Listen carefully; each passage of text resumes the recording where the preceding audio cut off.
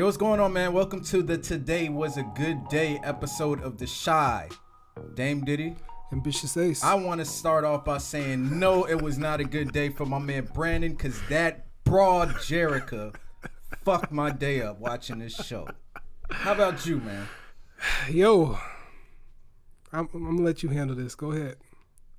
Yo, I felt like Trey from Boys in the Hood when after he got to his girl's house from being pulled over by the cops, when I saw the dude come up talking about some, you must be the guy that keeps calling. Like, my jaw just dropped, and I the way he came up, though, he was just like, oh, you must be the dude that's been calling. I'm just like, for real? And she had the nerve to say, you're overreacting. I want to throw this mic stand just thinking about it. Like, I am so mad. You know, and just thinking about Brandon and all that hasn't been the last 2 days, I want to say, because he stayed a night at his boy house, and then... That's his cousin. Or his cousins, and then he did a couple other things. So I'm like, only 48 hours had to transpire between you kicking him out and everything. Well, he stayed at his mom's house too, right? Yeah, he said, how long have I been the side? Not long at all. Not like how long has he been the side? Oh, been the side. Oh, yeah. I didn't even think about that too. Like, yeah, I don't know, man. Yeah, I'm so mad about that. Now let's get away from Jericho for a minute, let's man. go. Quentin Dickinson. Yeah, man. What's he setting up? He getting the crew together, man. I feel like he's just the OG in the hood. That basically, like he said, they did bad things, but they still had morals. They still would give back to the community. Mm-hmm. And he kind of has an old school way of feeling like running the community. I feel like that's what he's smack them young kids up. Because, he's probably tired of all the killings going on, and that boy that got killed in the first episode, he might have some kind of connection with. Right? I don't know if what's her name, Andrea? Yeah. So he might have dated her or something. Something like that, yeah. For that look when he said, it's been a long time. Right. So I don't know, maybe that's going to come back a little bit, but, I want to know what he said to old boy, because he kind of got him scared. When he was trying to act all high and mighty, change the song, don't play this song again. Like, really, man? Come on, dog. I thought that was cool. They actually used the real Chicago DJ Ferris. Okay. That was actually pretty dope. That's what's up. The thing I think that's gonna come from this is I feel like Jake is gonna go back and try to prove himself to his brother by killing them dudes. I didn't think about that. Cause he was just taking it too deep, and Kevin was even like, "Yo, it's not that serious. Right. I got this." Yeah. And I thought that was dope. The whole thing with Ronisha and stealing the bike and him letting her keep it just because I guess he saw that she needed it more than he did. Yeah.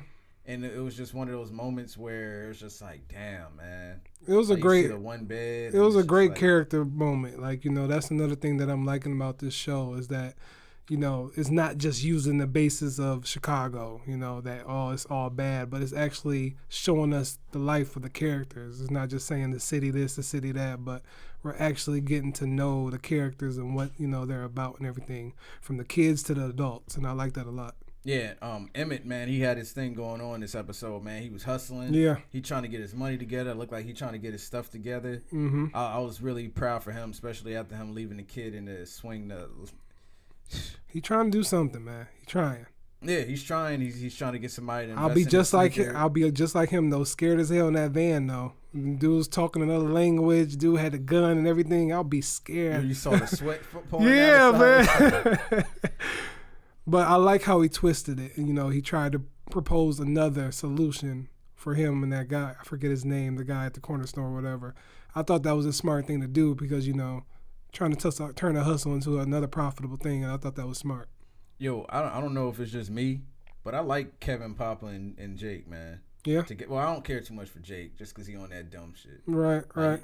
He kind of reminded me of Michael from The Wire when he started going. He might be that one to veer on that path, yeah. Yeah, so, yeah, but I like him and Papa because that whole conversation, they were walking and he was like, God's always watching. Yeah. That he had me weak because he's like, God watching while you masturbating. Yeah. It was just funny, man. Yeah. I just thought that was funny. And how do you feel about Tracy and Ronnie, man? It's unfortunate that, she doesn't want to take none of the credit for what's happened to him. Basically, that's what she's doing. I mean, just like, basically, I ain't in it. This ain't my problem. I'm not the reason why this didn't happen to you. But, it was his decision to not talk to her about it, or what he just went on a rash decision to go find who did it and mistakenly, do something about it. So really, I can't feel bad for either one of them. I mean, it's just what it is. I agree with you 100% because I already don't like Ronnie for killing Coogie. Yeah. So it's like, that's what you get. Your mom kept telling you that she was not the right one. Right, and right. It just seems like she keeps using them for when she needs them. And like, I didn't tell you that. Yes, you did. What she sees is just like, oh, you got too much going on. I don't want to be involved in this. That's basically what she's saying. Well, it just seems like she just uses them for whatever she wants, and then she throws them away. And his mom saw that. Right, and then even at the party, she was like, look, she want to talk to you, she'll come talk to you. Yeah. And the other thing that killed me is like this dude barely limping around. He trying to help his mom around. Right. I thought that was funny, man. So what you think about Brandon's trip with his cousin throughout the episode? I thought that was dope. Like I like what he named all the he was like, yeah, this is Jackson's Godzilla. and Godzilla. Yeah. But yeah, I thought that was pretty cool. We got a little bit more into his character. Yeah, I would have been dope. Jason doing the yoga because I got no balance. I'm Brandon because I ain't got no balance. Right. So doing the yoga, that would have been me. Yeah. I would have been that dude barely able to stand still. I can barely stand still when I'm trying to do some workouts. Where you think Brandon's gonna go from here, man? Man, I think he's going to go break up the relationship of the girl he works with. Well, before we get to that, let's talk about his encounter with Ronnie. Well, what did you think about that encounter and how he handled that? I thought he was going to give him another ass whooping. Right. Because just the first couple words that he said, like, yeah. I was just like, yo. I thought it was interesting because it shows still much about Brandon's character, you know. Yeah, he has a lot of his ability to hold back is strong because you're talking to the guy that killed your brother, man. Yeah, but I like how he twisted it and just like, that kid over there, don't mess with him no more. And I really appreciated that because just like, he's a really caring person. And even though he wanted to beat the living daylights out of him, he's still thinking about somebody else's well-being. And that shows a lot for his character. And that's what made it so much harder to watch what happened to him approaching Jericho. It was just like, yo, you got this man of so much character and you go and do that to him? I don't care what the reason is. I don't even want to know what the reason is. It's just like, she's dead to me. Yeah. Like, I feel like the episode called Today Was a Good Day only relates to Emmett. Yeah. Because he's the only one that had a good day. Right, the whole episode. Yeah. Nobody else had a good day. So this episode obviously is talking about Emmett. That's the only person we're talking about. Because Brandon was having a part of a good day. Yeah, he was. Until the end of it was daytime when he had a good day. Yeah, so it's true. He didn't have a good night. Yeah.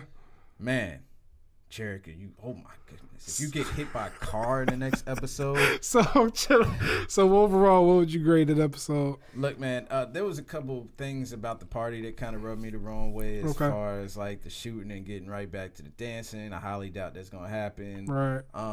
And, it was a little awkward, I guess, with the Kevin and Ranisha part.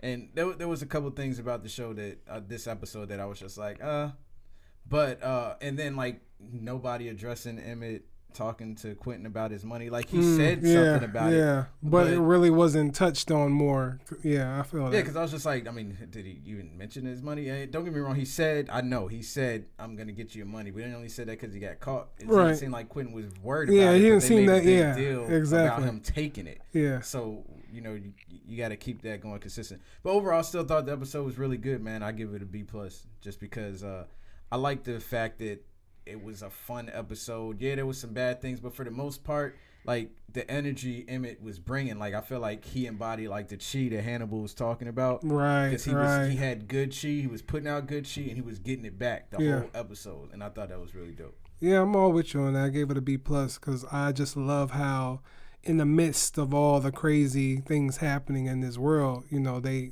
show that just for a little bit they can have some kind of peace in it. It's not going to be always moody and dreary, but at the same time it kept the plot going. Even though it was kind of a chill type of episode, it kept everything moving ahead, and it set the basis for a lot of more things, a lot of more questions being answered, especially with Quentin and whatever he's about. So yeah, I thought it was a great step. Yeah, no more breaks, Showtime. No more breaks. No more. Yeah, no more breaks, man. Jericho, man. Tiffany Boone. I'm pretty sure your Twitter got to be crazy after the end of that episode, man. That's crazy, yo. Yo, make sure you check in with us every week, man. We do this every single week. Black Lightning 2. So make sure you check our review for that. Right. I'll make sure I put some links somewhere at the end. Black Lightning in the shot. Make sure you hit us on Twitter at TRC Podcast, at TRC Podcast Live, Instagram at TRC Podcast. Make sure you subscribe to the podcast on all podcasting platforms, and then you can also subscribe on YouTube, SoundCloud, all that other good shit. Yeah, man. Just like, share, and comment. Keep the conversation going, and stay tuned. Yeah, man. All right. Peace. Peace.